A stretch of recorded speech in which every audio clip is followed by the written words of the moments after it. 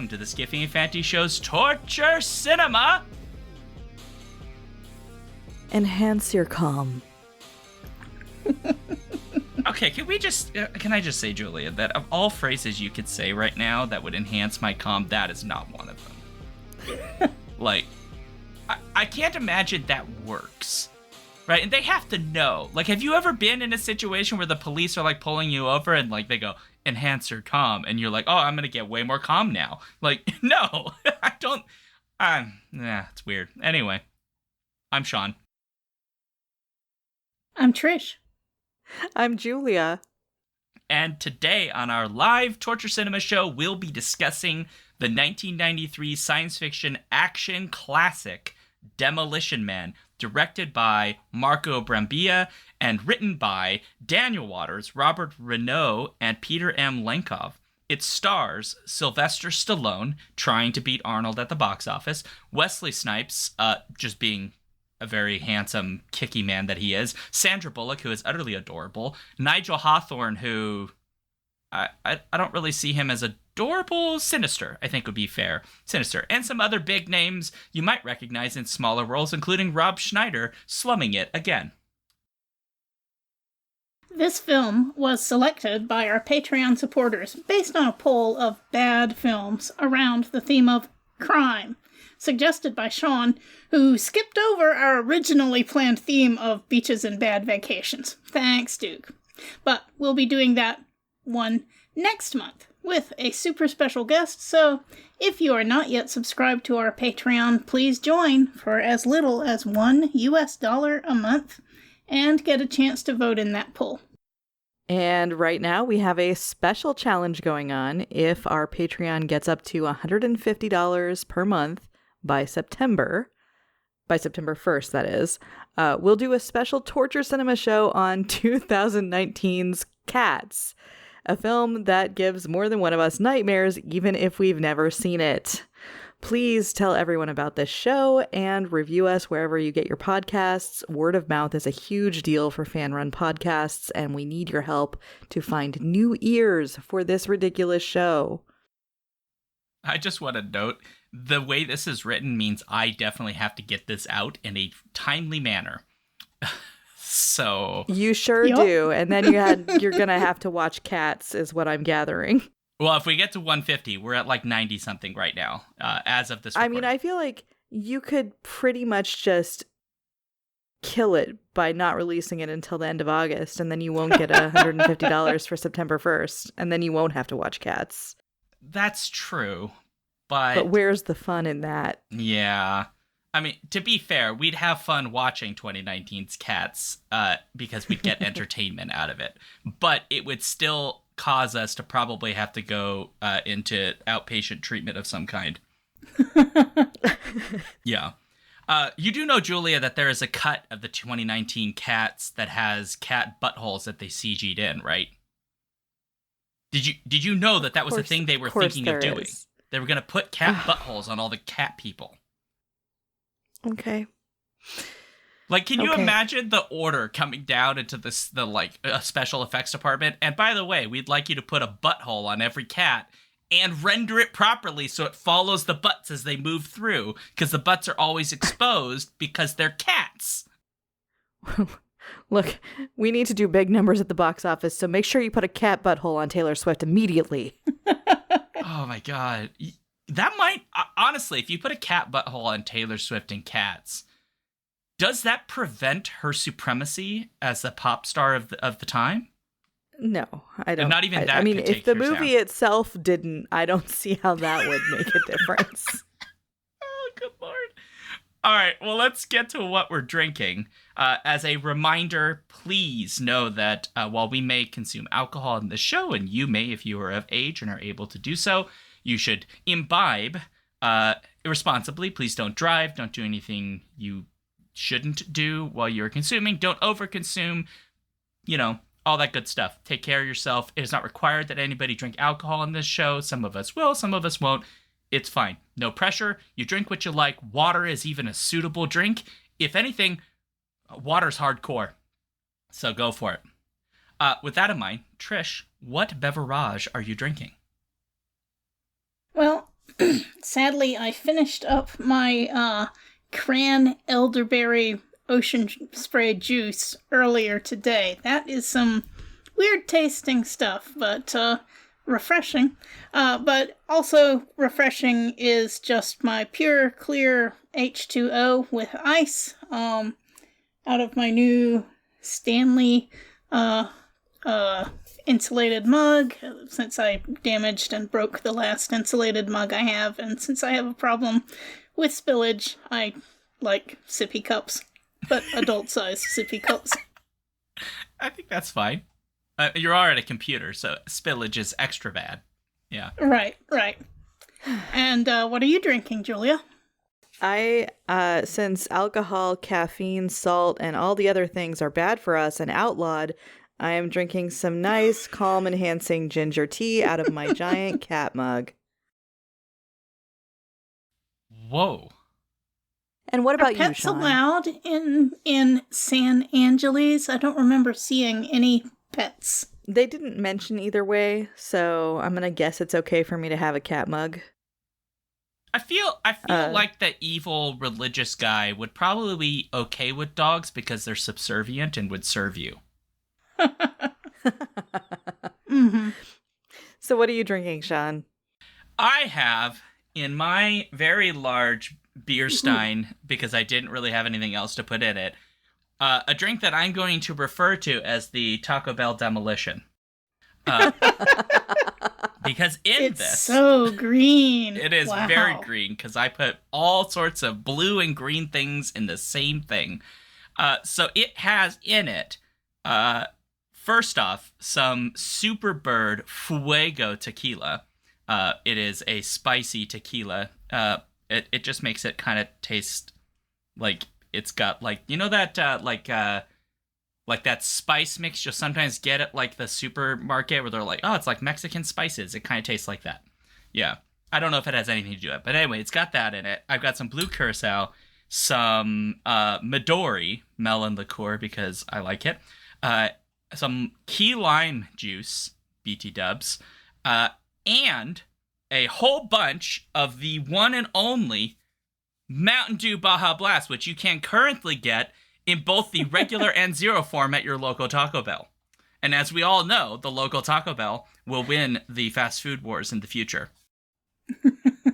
Not Pizza Hut, damn it.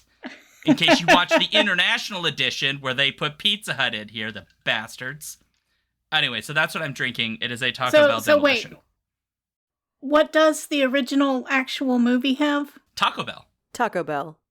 Oh. Yeah. Okay. As I said, your local Taco Bell, you can now buy Baja Blast in both zero and regular sugared form at a local Taco Bell. Mm-hmm. If you're in the United States. I don't know that they have that anywhere else. Anyway, if Baja Blast Mountain Dew would like to sponsor this show, let me know. We're cheap. Yep. Yeah. So it's now summarizing time. Would Julia like to summarize this movie? Sure. Okay, Yay. So Demolition Man. This is a movie that came out in 1993. And in this movie, in the year 1996, somehow everything in LA is like post-apocalyptic war zone. And Wesley Snipes is an evil villain who hijacks like a busload of passengers and holds them hostage. And Sylvester Stallone's been trying to chase him for ages. And then he ends up having a showdown with him. It goes very badly. All the passengers end up dead. And both Wesley Snipes and Sylvester Stallone end up being put in cryo prison where they are frozen and they are not to be up for parole for at least 50 years. But then in the year 2032, which is before 50 years, somehow Wesley Snipes escapes. And then eventually, in this world, in 2032, everything has gotten to be a terrifying utopia society where there is no crime and the police don't have guns, but also no one's allowed to do literally anything. So Sylvester Stallone ends up being unfrozen by the San Angeles Police Department. That is all of the cities of Santa Barbara all the way down to San Diego in Southern California have all kind of merged into one, and they have one big police force, and they unfreeze Sylvester Stallone so he can go and take care of the Wesley Snipes problem because he is murder, death, killing people, something that apparently hasn't happened since 2010. And they don't know how to deal with it because they've literally never dealt with any violence before in their entire lives. Except for like one guy who's old and was a cop previously in the 90s. But I guess he still can't actually do anything. So anyway, Sylvester Stallone comes back to the future and learns that the future sucks and he would like guns, and so would Wesley Snipes. So they end up having a fight in a museum, which is the only place where there are guns. Wesley Snipes gets them all. Turns out Sylvester Stallone's been programmed to know how to knit now, but Wesley Snipes knows how to use guns and override computer systems. So lots of havoc ensues. Turns out Dennis Leary is leading a bunch of people in the underground sewers. Sandra Bullock is a cop who really wishes things were more exciting, and then suddenly things are more exciting, and it's a little bit scary, but she's into it. And then in the end, it turns out that they decide that they're going to have to find a way forward where maybe things will be more even. Also, all the restaurants in the future are Taco Bell and everyone only listens to commercials. Yes. I don't know what else to say to that except that our version of this would just be everybody going, "What's up?" That'd basically be it. There'd be no jingles. It'd just be like catchphrases from them. It'd be like a camel would show up in hologram and go, "Hump day." Like that'd be what you get.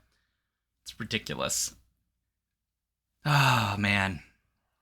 Well, great. Did we miss anything, Trish? You think you got it all? I mean, I don't think we missed anything important because nothing in this movie was important. Whoa. What? I mean, I did skip over a lot. I didn't talk about how Nigel Hawthorne is actually secretly the mastermind behind all of this, how he is the one who's responsible for Wesley Snipes coming back because he wants him to kill Dennis Leary. But then, of course, Wesley Snipes is unpredictable and ends up killing Nigel Hawthorne instead and taking over. Nigel Hawthorne also has a sidekick who is played by Glenn Shaddix, and he is willing to serve pretty much anybody who has power and switches allegiances like that. And don't forget the 3 seashells. Yes. Yeah. He didn't even know how to use them.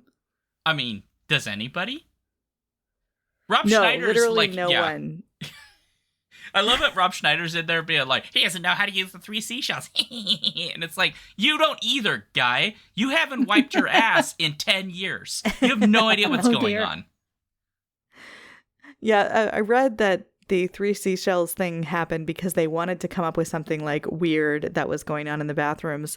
And the guy who was responsible for writing it was in a bathroom and noticed that there was like a bag of seashells on the back of the toilet and was like, seashells, that's it. That's what I'm going to do. That's adorable. That's ridiculous. Okay. Well, I guess we should get to some likes. And since Julia has just spoken a whole bunch, I will make Trish go. So Trish, give us a like about this movie, a legitimate like that would make you rewatch this movie again and again because you love it. I'm really not sure I could go that far, but I did enjoy. Somehow this movie did a lot of tropes, but in such a way that I actually enjoyed calling out what was going to happen next, instead of being annoyed and bored by them. And I don't know how they accomplished this magic, but for instance, when Sandra Bullock suggested that they have sex to Sylvester Stallone, I called it that it was going to be virtual sex like in Barbarella. And when that actually happened, and they're like in her place, and he's like, okay, let's do it, and she hands him a headset, and he's confused. I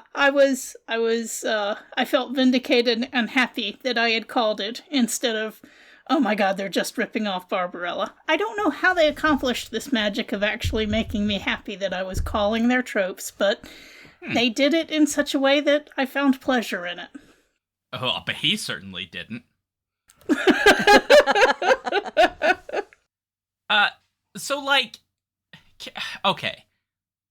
I get the concept, right? Like, oh, well, like, sex, especially it's like 1990s, they're extrapolating from that. There's all, like, the AIDS crisis is still technically going on. Lots of concerns about STDs and unprotected sex, and you can get pregnant and all this stuff that can happen if you do the boogie woogie, right? So I get, like, conceptually, it's like, oh, cool, yeah, we could just do mind sex. You can have all the pleasure part, but none of the, like, danger part, which actually is, if anything, where we should go, because it would shut up a lot of people, because, like, what are you going to do? They're not getting pregnant, so there's no problems. Shut up. Mind your business. Yeah, and then if you actually want to procreate, you go to a lab. Something. Yeah. Well, I mean, I guess you could do it that way if you want, but, like, based on what we're shown... You know, incidentally, I think that means if they're having artificial womb kids, which seemed to be implied, that would lead to greater liberation, you know, for women, not tied to their biology, you know, not hampering their careers by having to take off time to have babies and stuff. Well, so that would be a good thing. There would be, I suppose, it's kind of hard to have greater liberation when you're literally not allowed to do anything. That is fair. But, but equally, though, nobody is allowed to do anything. Sure. But can I ask, like, obviously we don't get to experience this technology, so maybe it's, like, a lot of fun and, like, really pleasurable. But based on what we're shown, does that not look like a nightmare to you? Like, to me, I'd be like, oh no, get me out of this. This looks horrifying. I could not actually watch it. It was a migraine trigger. So as soon as it started happening, I was like, oh, I'm going to have to look away until this is over. Oh, yeah. It did seem as though it was specifically designed to trigger seizures in anyone experiencing it. Yeah, I definitely get migraines from flashing lights. So that was a no for me. So maybe that technology double time would be bad for, like, anybody with any kind of seizure related concern, or migraines or whatever. But then I guess Sylvester Stallone, who's effectively like a perfect specimen somehow, except for all the steroids. But like, allegedly, just to be, please don't sue me, Sylvester Stallone. I know you can actually kill me with your pinky. I get it. I love you and Rambo. I love you, boo. It's fine. But like, every time I watch that, I'm like, no wonder nobody is like excited for sex in this culture, because this is like, is this what they think sex is like? This is horrifying. It's horrible. Every part of it, like, it's just like some like flashing lights, a random face smacking you in your mind, and then like weird moaning sounds, and that's what sex is supposed to be. And it's like, no wonder it's like awkward when she asks him, like, would you like to have sex? It's like, cause there's nothing to this. It's you just put a hat on and then you have a nightmare. So is this your dislike, Shaun? No, I'm trying to understand. Like, why'd they make a shitty technology for sex? I feel like it's a very 1990s vision of virtual reality, which I feel like we've seen before in possibly Lawnmower Man. Yeah. Was it Lawnmower Man, where they have like the big virtual reality sex scene thing? And like, it's a very similar situation where you're like, who is enjoying this? But I remember also living through that era and being like, in the future, like, things will transcend everything. You'll go into virtual reality and just like feel weird stuff and it'll be cool. And now we have like virtual reality headsets that look nothing like that. And also it's not cool. Like that is not the vision that anyone wants. Like, why wouldn't you just imagine a sex hat where you can just be good at sex? Like, because that's an anxiety like lots of people have, right? So someone did imagine that, and it's in the video for Amazing by Aerosmith. Oh, wait, what? What? Have you never seen the video for Amazing by Aerosmith, which is also from the same era? The whole story of that video is literally like Alicia Silverstone and whoever the kid is, Eddie Furlong maybe, end up they both in their separate rooms. They put on their virtual reality headsets and they connect on the internet, and then they go on like exciting extreme sports adventures and a motorcycle ride, and they have super hot sex. And then at the end, it's like, oh, that was all great virtual reality. Wait, hold on. Did they do the sex in it? They definitely imply it. Like, I don't know that they can show sex because this was like aired on MTV. Well, but also, weren't they clearly children? Implied. They're teenagers. It's clearly implied that they definitely had virtual reality sex. And it's Jason London, by the way, is paired with her. Okay. So, I couldn't remember. Like, it's been a while. But, like, yes, this was the whole story of that video. And it was because at the time, everybody was like, virtual reality is coming and it's gonna be sick. Yeah, you know what? If it was more like what you're describing, I suppose it would be kind of cool, but like not in this movie. I mean, this is what Elon Musk would do if he made a sex hat. Like, it'd be this crappy. It'd give people seizures. Nobody would actually enjoy it. It would confuse generations of humans about what sex actually is, and it would in no way improve society. And just like in this, it does absolutely nothing beneficial for society other than, I guess there's less STDs and people don't get pregnant when they don't want to be. Yeah, okay, like, I'd say it does a lot that's beneficial for society because the AIDS crisis was a really big issue. That's a fair point. And this does name check that. And it says specifically, Sandra Bullock says, first there was AIDS, then there were 2 other made-up diseases that came after it, and she names them. So they've clearly had multiple waves of really devastating STD transmission. Yeah, that's fair. And like, honestly, we're living in a pandemic right now where COVID transmission is still going on. So like, I can understand how that turns out to be the thing that they do. It's more like if Jeff Bezos made it, which is like, he makes something useful, but it also does bad things. I think the other thing that you're not taking into account is that we're seeing this all from Sylvester Stallone's viewpoint, and he's not used to it. So it's entirely possible that the experience for the first time for someone who's really not expecting it and not used to it is very jarring and confusing, but that for people who are raised with it as the norm, maybe they understand how to participate and it actually does feel good. It makes total sense. It's like real sex. Like, sometimes the first time you go do it, it's awkward and weird. Just saying. Well, yeah, because when he suggests exchanging bodily fluids, Sandra Bullock is horrified. Right. Mm-hmm. Yeah. Which is an interesting thing, right? Fluid exchange. Like, it's even the way it's described as like medical and like really feels disgusting. And she's not into like, don't kiss me, like, don't put your lips on me. Even like touching is a little bit not. Even like the cops, when they're trying to arrest Wesley Snipes, they're like, put their hand out or like, talk firmly. Like, you know, they don't want to touch him necessarily. So it seems like a culture that is almost not it's lost some of the physical contact that is more typical of society. They pulled that away a bit too, except when necessary. Yeah.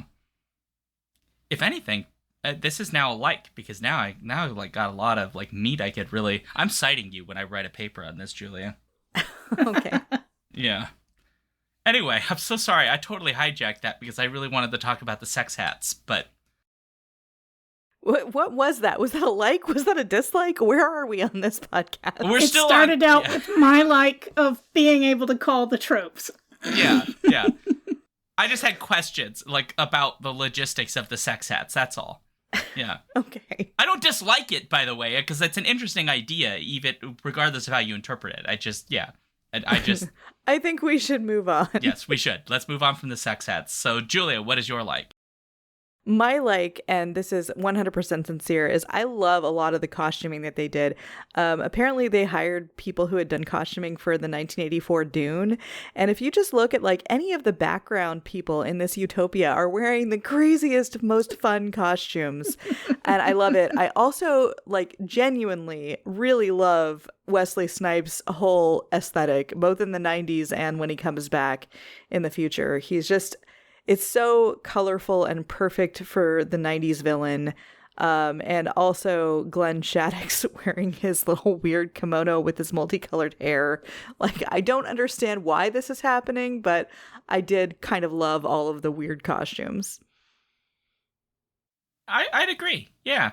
They spent, this is one of, in general, I would say, like, visually, it's a pretty cool looking film. Yeah, I would agree with that. Yeah. Yeah, lots of good costumes. It looks like they spent at least $10 making like other types of cars for the future. There's some cool special effects. They actually had, I think it might have been GM provided like 17 models of possible like future cars for them. Cool. Which is cool. Yeah. Yeah. Yeah. And then there's one Oldsmobile, a car brand that no longer exists. But for the tender price of $69,000, we can get a 1970 Oldsmobile 442 in blue. So if you want to donate to my campaign so I can have more classic cars in my life. Yeah. Ko-fi.com. No, I'm just kidding.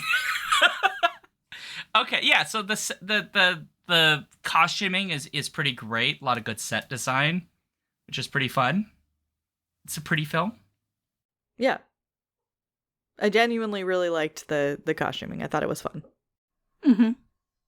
Yeah. Yeah, and you might have thought in 1993 that 2032 might have looked more futuristic and different, but really, styles have not evolved all that hugely in 2024. So, I'm sure you could see the skunkhead kimono wearer type. I'm sure you can see a lot of people like that in LA right now. Probably, yeah. I did think it looked different than in the 90s, and I did think it looked a very 90s vision of the future. Yes. But also, I will say that they were going to set it farther into the future so that it would make more sense for everything to have happened the way it did. Because, it's kind of weird that everything happened that quickly. And they didn't, because they were really, really interested in having this plot line where Sylvester Stallone finds his daughter. And then they just completely dropped it. So they just cut it out of the movie. So there's a point where he has a conversation with Sandra Bullock where he's like, I have a daughter. And she's like, it's kind of a misuse of police power, but I could look her up. And he's like, nah. And that's it. That's all of it. Yeah, I mean, it is kind of weird. Like, it's like an Ellen Ripley moment, kind of, from Aliens. And yet, in that case, they had her daughter died because she's been gone long enough that her, she's just not with us anymore. This daughter is definitely still alive. Yeah. One hopes that Sylvester Stallone is just thinking, okay, let me catch this terrorist guy first, and then I can work on the family reunion stuff. Or maybe. He is the ultimate absent father. Well, I mean, okay, so from Sylvester Stallone's standpoint, he was put into cryo care, 50 years ago or whatever, but for him it was literally yesterday. And then he wakes up, it's been one day, he's like, where's my wife? They're like, oh, she died. And then by the end of that day, he's like, Sandra Bullock is pretty hot, let's just get together with her. It's taken him a whole day to get over his wife. Okay, but well, in that his was going defense, to be my dislike, but now I'll have to think of something else. But in his defense, I'm it's sorry. Sandra you Bullock. can still have that as a dislike. I'm sure you have more things to say. I'm still going to say it. In his defense, it's Sandra Bullock. So, she's very cute. I think technically 4,000 years very younger cute, than him. but I don't know if your wife should listen to this podcast. No, in fairness, I'm not going to commit a crime where I get put in cryo rehabilitation for 30 years. So that you know of, but you never know what could happen in 3 years, because apparently it took literally 3 years from 1993 for us to have full-on post-apocalyptic war zone LA and cryo prison. That is fair, but in my defense, because I like defending myself. Where I'm moving, the biggest crime I suppose I could commit is accidentally stealing corn. So I don't think that I'm going to go to prison in the, like, crazy cryo. But since we're talking about this, I will mention that I have many likes because I really enjoy this film in general. But I really like its attempt to try to imagine a more humane way of dealing with crime, even though it is one that, if you think about it for like 10 seconds, it starts to become rather horrifying. Because unlike other crime, like RoboCop, which is roughly in the same area, right? Where like they just build like a robot man who just kills people or like beats the crap out of them and then locks them up. Their lives really don't matter as criminals. This society, before we jump to the future, has decided that theoretically anybody could be rehabilitated. And so you get like cryo-frozen. It's not necessarily the most humane thing, but theoretically anybody could get paroled and released at some point because they were given some sort of like hypnotic suggestion or something that gives them skills or gives them behaviors that are meant to counteract, you know, whatever is causing the criminal activity, whatever the science behind that is. I appreciate that because so much of the way that we think of like dystopian criminal systems is, well, you just kill them. They're not really human at that point. We don't care about them. They just die. This is one that says, well, like even Mr. Spartan, who has like inadvertently, supposedly caused dozens and dozens of people to die because he didn't follow any of the rules and just like went in and caused problems. Well, even he can be fixed, even though he's kind of a raging asshole. Now, it doesn't actually work, because it turns out knitting doesn't stop you from being a raging asshole. But he can make Sandra Bullock a sweater, which is a great way to apologize. So, in one night? In one night. He does it in one night. Look, he's real good. He's had decades of subliminal messaging. Come on. This is his Keanu Reeves I know Kung Fu moment, except what he knows is knitting. Yeah, I know knitting.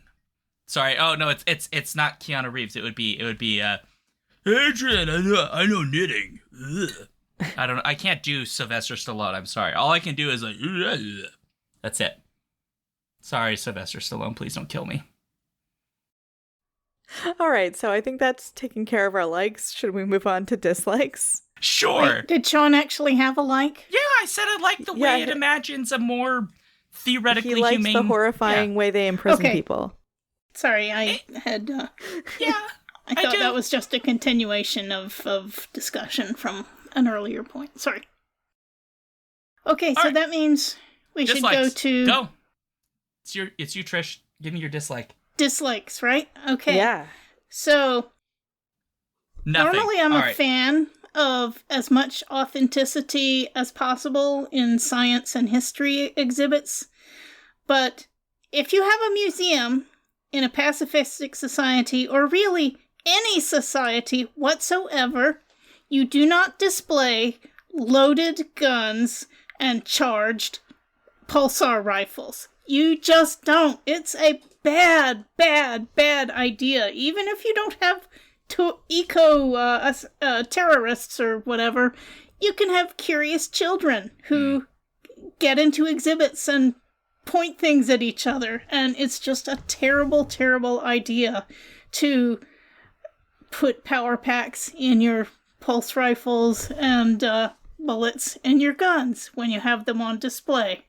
And I am offended at the future society that does this. So, I guess it certainly made things convenient for plot reasons, but I'm against it. Are you saying, Trish, that you've never been to a museum where they have bullets alongside the replica guns that they placed in there? The military museums that I've been to, they pour cement down the mouths of the cannons so that people can't steal the cannons and use them, for nefarious purposes. Okay. It's just smart to do things that way. Yeah, I agree. You probably shouldn't. if you're trying to curb people's violent behaviors, making it easy for them to commit violent behaviors is maybe not the tactic, especially when you know you've built a society where the level of physical response to violence is stop and cease and desist, citizen. Like, I'm sorry, you have to have something more than that if you're going to do something this dumb, and they don't.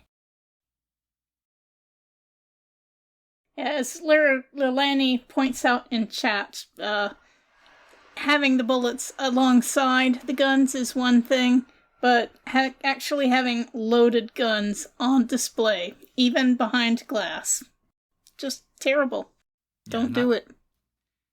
Yeah, they do. To be fair, it can handle a Wesley Snipes kick, which I am told is they asked him, the reason why his kicks don't look nearly as good as they should is that apparently he kicks too fast because he is actually a black belt. So they asked him to slow it down so that it wouldn't look blurred in the camera. And so every time he kicks, it doesn't look nearly as forceful. And that's, I suspect, in part so that when he fights Sylvester Stallone, it seems like two people on equal footing and not... Realistically, Wesley Snipes would beat the crap out of Sylvester Stallone. Sorry, Sylvester Stallone, please don't kill me. But that's just true. So I suppose, like, the glass is tempered, but not enough that when you just gently toss a human body into it that it cracks and breaks. So it's very confusing. Yeah, I think tossing the human body against it just worked because he had softened up the glass and made micro-fractures and stuff before with his kicks. Was that part of his conditioning, too, while he was under, that, like, he took advanced physics? Unclear. Okay, because the amount of things he learned while he was under that we now know he shouldn't have learned, he learned a lot of evil stuff on top of all the other evil stuff he already knew. So I wonder if, like, they threw in some, like, also, we're going to give him some, like, whatever form of physics that is, like an advanced study in, like, human body versus glass physics or something, so that he can just always do those calculations when he's out in public. Yeah, I don't know. I don't have an answer to this problem. So, Julia, what say you? All right, so my dislike is that I don't really understand what happened in 3 years from 1993 to 1996, and I really wanted to know how on earth we got from 1993, a time when I was alive and a teenager, to 1996, a time when I was still alive and a teenager, and somehow it went from things are basically normal to everything is a hellscape and we have cryo prison. And I was never given an answer. And I really thought, like, maybe at some point they would explain, but they did not. I feel like I was shortchanged there, and I want to know how on earth we got to that point. Would you have felt better if it had been set in, say, 2003 instead of 1996? I feel like if you had given it even 10 years, then like, but also like if you had said like the urban wars started and then like gangs took over and the police brutality from like, you know, Rodney King riots being a thing, the police get worse, but also the people get worse and everything's bad. And you just said what happened, I would be like, okay. But also like, we did not have cryotechnology in 1993, but suddenly we have a sophisticated prison system where we can freeze someone and hypnotically suggest to them how to learn how to knit and override computer systems. Like, all of this happened while I was in high school? Like, from 0 to it's fully formed? I don't know how that happened. It does seem rather quick for society to, like, collapse and then come back into this. It all... Wait, no, it's not 3 years, though. Wait, hold on. Because it's decades. So the movie is released in 1993, but the first scene takes place in the year 1996. Oh, you're right. Okay, so yeah. When you're watching that movie in the movie theater in 1993, you're looking at a vision of 3 years in the future when, for some reason that is not explained, Like, if you, like me, grew up in Southern California and would have gone to the theater to see this in Southern California, you would have gone in from a normal world of Southern California and been like, apparently in 3 years, everything's going to be a hellscape and we have cryo prison. But how? Well, the cryo prison, I agree, because that's some science. But it is worth noting, the year prior to this movie's release was the LA riots. No, that's what I said. The Rodney King riot. Like, but you'd have to go pretty far from that to where we are. I guess, like, yeah, I don't quite... It seems weird. It feels like an LA vision of the 90s. Like, you've just experienced this very extreme moment. And, like, if you just forget the rest of the country exists, like, LA is the world. Like, you do have to, like, forget the rest of the country exists, but also I would have liked any explanation for what was going on. Yeah. Like, how they got there, because it's really not explained. And yes, LA had just gone through that. Yeah. I was literally there.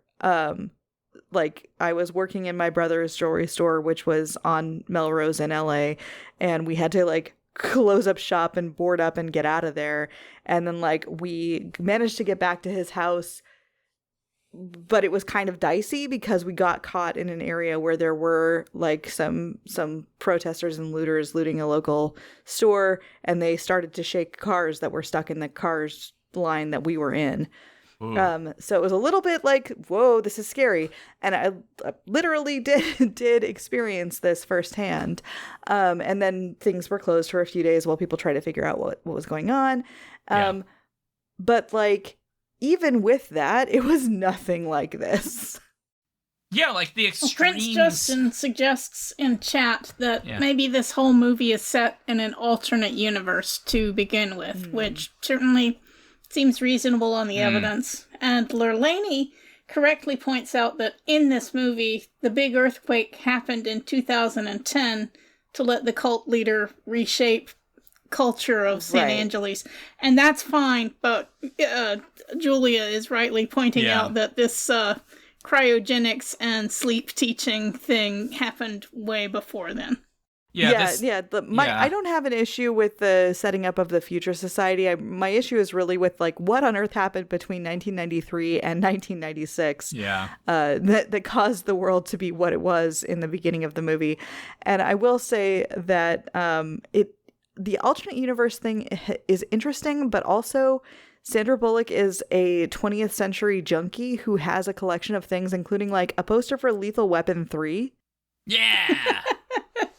So we know that at least, like, some things from our world, like Taco Bell, Lethal Weapon, the Jolly Green Giant theme song, which is what the fancy band plays when they go to eat in Taco Bell. Like, those are all things that happened. So it may be alternate, but it's not that alternate.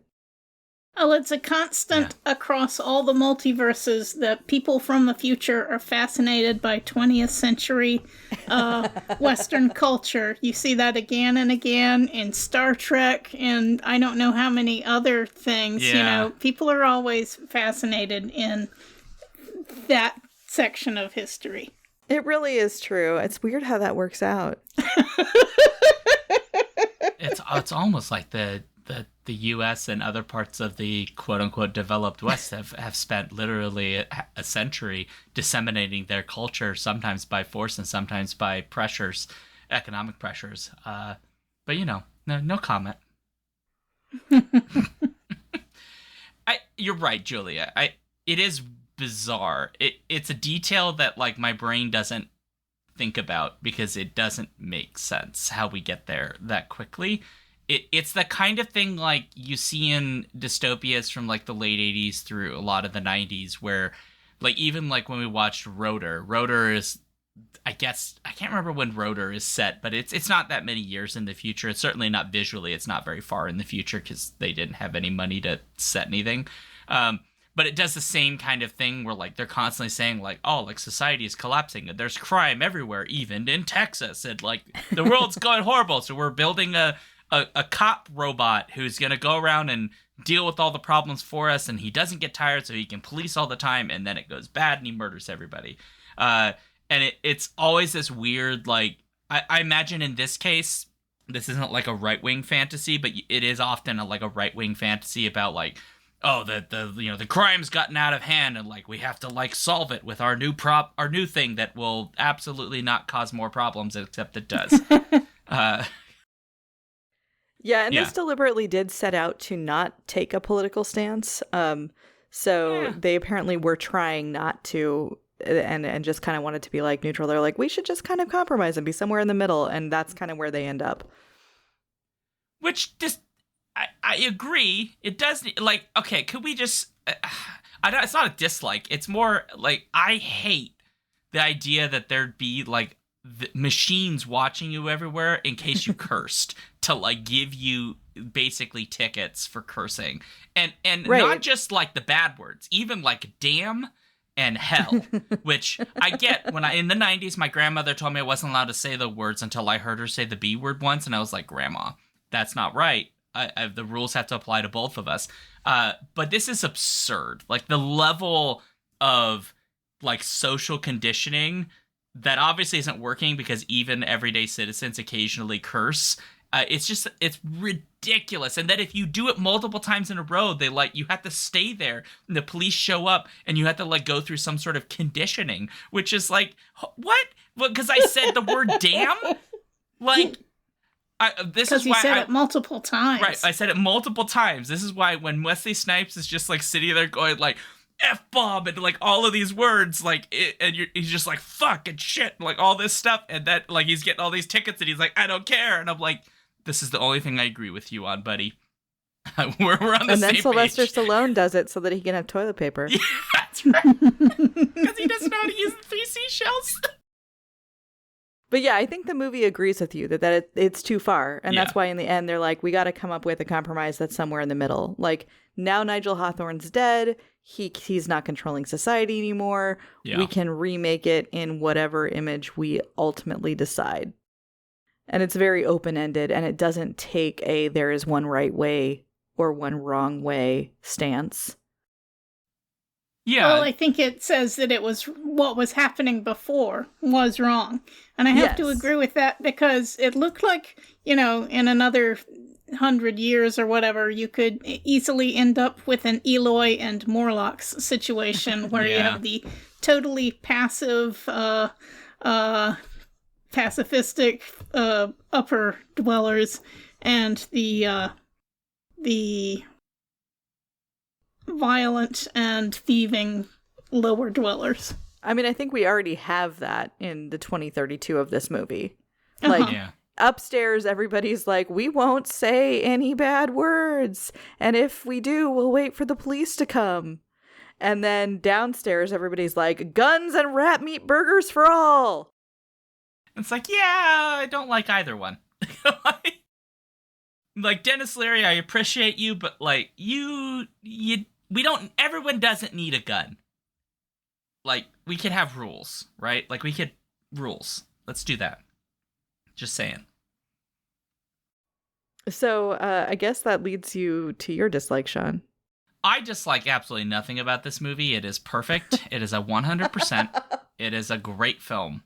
I love it to death. No, it is not. It's not a bad movie. I just want to be very clear. It doesn't actually deserve to be here. The only reason it is here is because a conversation Julia and I had when I was visiting the Boston area, and I brought up this movie, and Julia was like, let's do that movie. And I was like, okay, I'll put it on the poll. And then I mentally manipulated all of the Patreon supporters to pick that one. So you're welcome for your psychosomatic conditioning that I put you all through. Finally, I have broken the code. Specifically, Shaun was like, you've never seen this movie. You have to see it. I'm going to make the poll work in your favor. Yes, that's exactly how I did it. And so I love this movie, and it's also very much schlocky in a lot of very ridiculous and silly ways. The thing I think I dislike the most about this movie is I am not entirely convinced by the choreography in the fight between Stallone and Wesley Snipes. Now, this is a thing where I get it. Wesley Snipes, he has a black belt. He can basically kick Stallone's neck in and like replace his head with another head if he wanted to, like with just his foot. He is legitimately he has a lot of skill. And he's not very well represented here because he has to slow down. But I feel like they could have taken advantage of Stallone's previous boxing experience, which he is not really a professional boxer, but he has a decent amount of on-screen activity where he's trained in that capacity. They could have done that as a combo of styles to kind of show that difference, the sort of brute strength boxing, take a beating but still like never give up kind of idea that Stallone is often known for in his movies, and then the like finesse hardcoreness of Snipes. But what we get is frankly a fight where Stallone gets the crap beat out of him for the most part, and then in the end he just like freezes Wesley Snipes to death, which is like cool and makes for a great moment where Wesley Snipes' head falls off and then shatters, which is fun. But I just don't buy that fight would have gone that way, let alone I don't understand why nobody in the 1990s can hit a damn thing with a gun. Nobody can hit anything. It doesn't matter what you shoot, you will never hit nothing. So what's the point of the guns? Just leave them. I don't understand why anyone in 1990s movies ever shoots a gun. What's the point? You never hit a damn thing. They just shoot everywhere. The bullets fly everywhere. They hit everything except the people. You don't need them. Just get rid of the guns. You don't hit nothing. Anyway, so I love the 90s. I love 90s movies. The fights in this are probably the weak point for me. They could do better.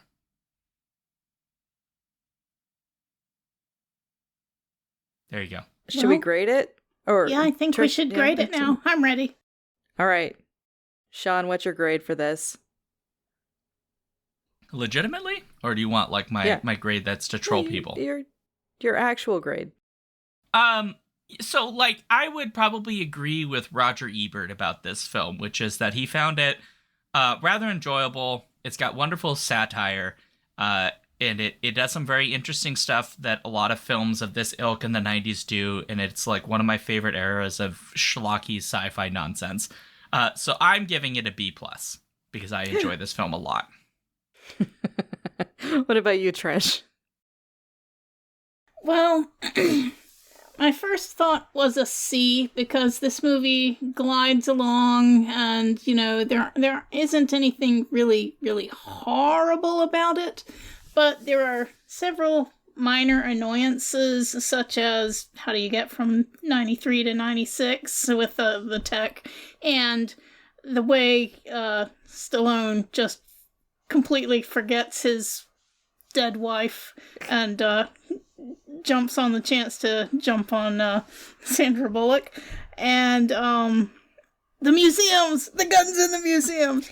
And I've also given several other movies that I actually thought were more interesting than this, C minuses. So I'm settling on a C- for my grade. Yeah. Shaun is so upset, but also I love the fact that when you gave it a B+, Trish gasped, like horrified. I love this movie. Good. I'd watch it again. It's a lot of fun. So good. Every time Sandra Bullock can't get a 20th century phrase correct, it's hilarious. Okay, so for my grade for this movie, I feel like it's not terrible. Like Trish said, there are a lot of things that happen where you're like, oh, this could have gone a lot worse. Like when Sylvester Stallone and Sandra Bullock try to have sex, and he's like, oh no, this is awful, and she gets really upset with him and tells him he's not being a gentleman and he needs to leave. He's like upset, but all he does is leave, which is great. Like, way to actually do consent right. Like that's true. That's true. He doesn't consent to the sex that she wants to have, and she doesn't consent to him being there, and so he leaves. And he apologizes. He can be mad about it, but he leaves. And he apologizes the next day by knitting her a sweater. So that's good. Like many movies that we have done in torture cinema, it is not great on the women. Like, there is Sandra Bullock, and I don't think there really are other notable female roles in this movie at all. Like, there may be a few women that we see in the background. I don't know that we have any that have any memorable lines. I can't remember if there are any that have any actual lines other than Sandra Bullock. So that's not great. But that's kind of also to be expected from the era, especially. So there's kind of like, it's a mix. And then there's the stuff like, okay, the backstory of what happened is not explained. It kind of, I don't know. I feel like, on the other hand, I did genuinely love the costumes, and I love seeing Glenn Shattuck's eat scenery in his little character role. He's always fun to watch. He's fun to watch in Beetlejuice. He's fun to watch in this. He's great to watch in Sabrina the Teenage Witch, where he plays Caligula in that one episode. So it's always fun to see him. It's always fun to see Nigel Hawthorne. There's a lot to like about it. So I think with all of that, I would give this movie a B. It's not an A movie. It's not like... It's not like Sons of Steel. Sons of Steel's on Shudder right now, by the way. You're welcome. But it does have a lot of fun things in it. I agree, it is really funny every time Sandra Bullock tries to say something from the 20th century and gets it completely wrong. And Taco Bell being the restaurant of the future is pretty funny as well. Pizza Hut. Oh, so yeah, fun fact about the Taco Bell thing. This is just trivia. They wanted it to be Burger King originally, and Burger King was like, not interested. And so then they approached McDonald's, and McDonald's was like, not interested. And they were like, Taco Bell? And Taco Bell was like, hell yeah, we're all over it. I mean, that's funny. That's cool. Taco Bell is not above slumming it. They wanted it to be Burger King. They were like, every restaurant is Burger King in the future. And it was like, nah, Taco Bell is the one that's willing to have you. Which I feel like makes sense, because Taco Bell is like the restaurant where people canonically would like get stoned and eat a bunch of tacos and probably then also watch this movie. But like, well, that's so interesting. So like, if you think about this, Burger King has absolutely no business being snooty about this, but like, I get it. They think that they're better than they actually are because they make the Whopper or whatever. But if you think about Taco Bell's history since this movie, they have owned it that they are the Munchies place, because they used to have the Munchies commercials, like we're open from like, what is it, like midnight to like Munchie hour, basically, right? Because they knew high people would come in and buy a bunch of tacos, and they're like, yeah, we got your back, bro. And now they just have like a bunch of like, I assume people on various kinds of drugs, from shrooms all the way up to just marijuana and alcohol, making recipes, because now they made a giant Cheez-It Crunch wrap, which is horrible, by the way.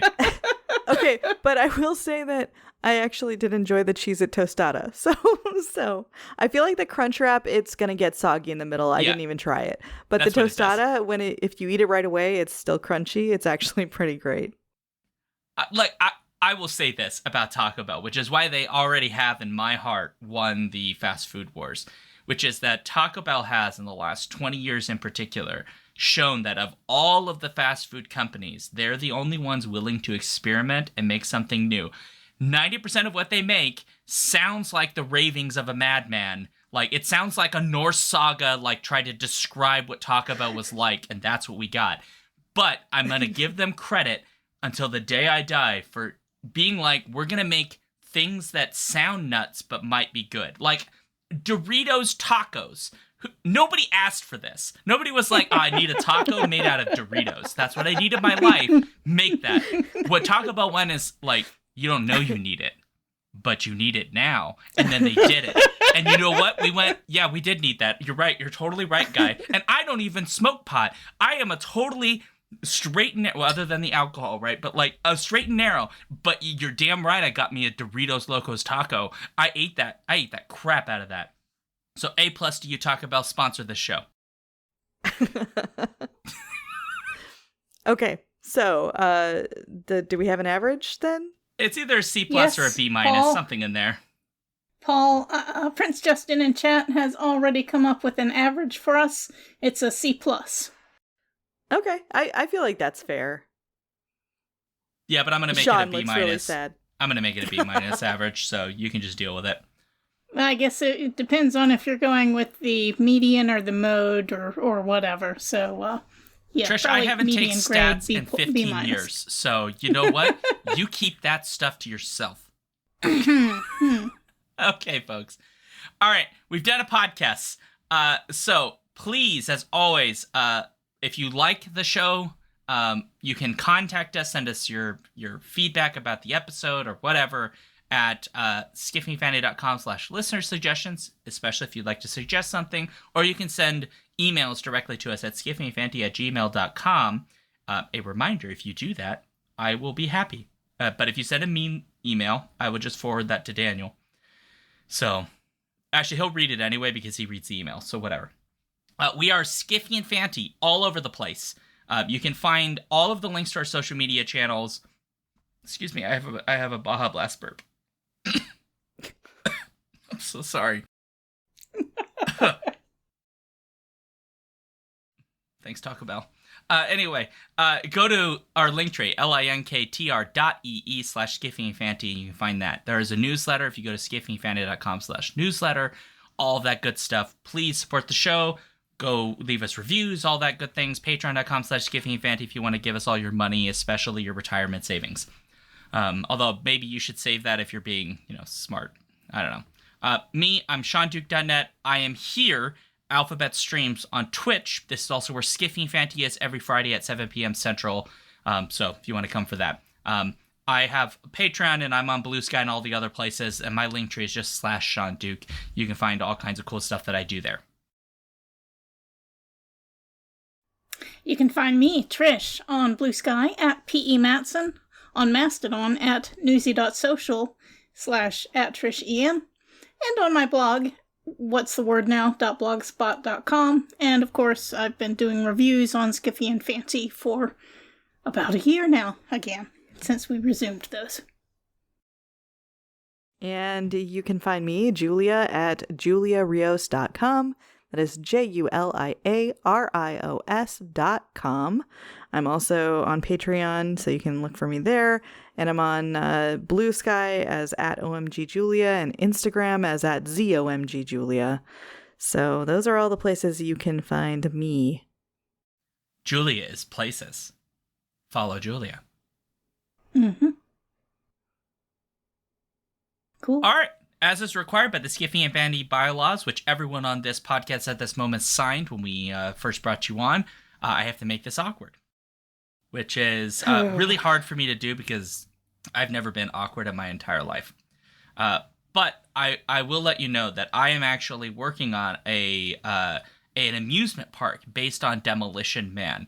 And the rides in this amusement park will include a ride called Boot, which is just where a life-size replica of Wesley Snipes' foot in one of his shoes that he wore in this flies at you really fast and scares you. So it's basically like you just sit down and get scared, like you're going to get kicked in the face. It will also have a ride which is called the Three Seashells. The thing is, every time you get on the ride, it's different. So you don't actually know which version of the ride you're going to get. So nobody can actually describe what the ride is about, which is why everybody says nobody understands the Three Seashells. And then everything food-wise will be provided by Taco Bell. I've already been working on the contracts for this. They will also be making a very special rat meat taco specifically for this. The rats will be sourced directly from the sewers of New York. Yeah. It's called Demo Land. You're welcome. Yeah.